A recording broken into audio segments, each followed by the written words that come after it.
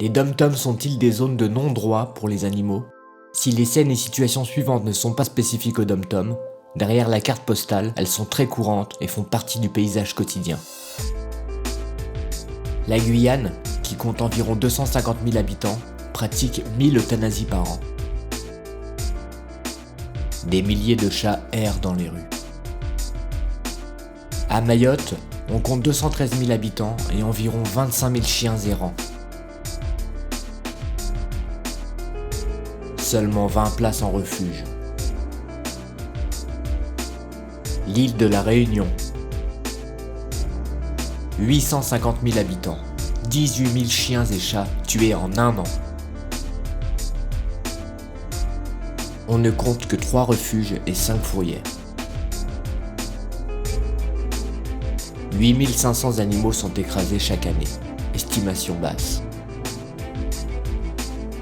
En Guadeloupe, le beurre rouge est un poison local vendu dans les pharmacies pour tuer les animaux errants. La stérilisation est une initiative à suivre. À Marie-Galante, l'errance a presque disparu grâce au partenariat associatif élu. L'île de la Martinique.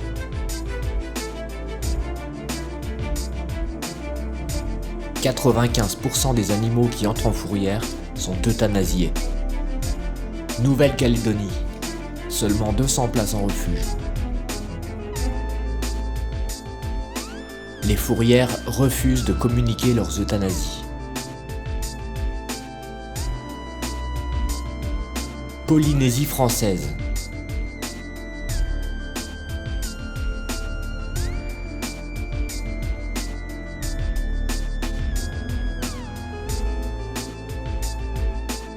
Pose de la première pierre de la nouvelle fourrière, qui coûtera aux contribuables 66 millions de francs polynésiens, soit 553 000 €. Les chiens ficelles meurent étranglés ou asphyxiés par la corde ou la chaîne qui s'incruste dans la chair au fur et à mesure de leur croissance.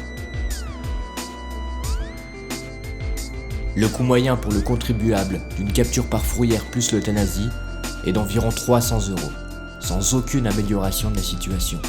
La stérilisation d'un chien, 200 € et d'un chat, 100 €. La stérilisation est la solution. Mais aussi le respect des lois françaises, l'identification des animaux, des sanctions contre les actes de maltraitance et de cruauté, des campagnes d'information et de sensibilisation. Non au business omniprésent des fourrières et à la divagation, multiplication des actes de cruauté. Cette vidéo vous était présentée par le collectif Outre-mer de protection animale.